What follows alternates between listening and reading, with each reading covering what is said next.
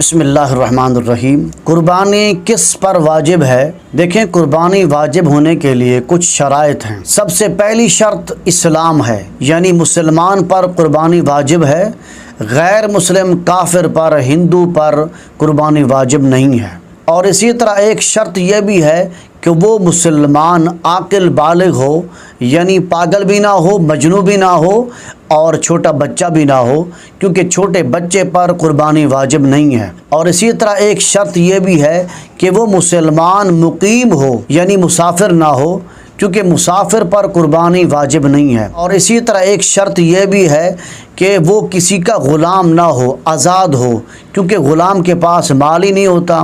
جب مال نہیں ہے تو پھر وہ اس پر قربانی کیسے واجب ہوگی؟ اور قربانی واجب ہونے کے لیے ایک شرط یہ بھی ہے کہ وہ مالک نصاب بھی ہو۔ یہاں مالداری سے مراد وہ ہے جس سے صدقۃ الفطر واجب ہوتا ہے، وہ مراد نہیں ہے جس سے زکوٰۃ واجب ہوتی ہے۔ تو جس مرد اور عورت کے پاس ان 3 ایام میں، یعنی 10 ذو الحج، 11 ذو الحج اور 12 ذو الحج، ان 3 ایام میں 7.5 تولہ سونا یا 52.5 تولہ چاندی یا ان کی قیمت کے برابر پیسہ روپیہ ہو، یا تجارت کا سامان ہو، یا ضرورت اصلیہ سے زائد اتنا سامان موجود ہو جس کی قیمت 52.5 تولہ چاندی کے برابر ہو، یا ان میں سے کوئی ایک چیز یا ان چیزوں میں سے بعض کا مجموعہ، یعنی کچھ سونا ہو، کچھ چاندی ہو،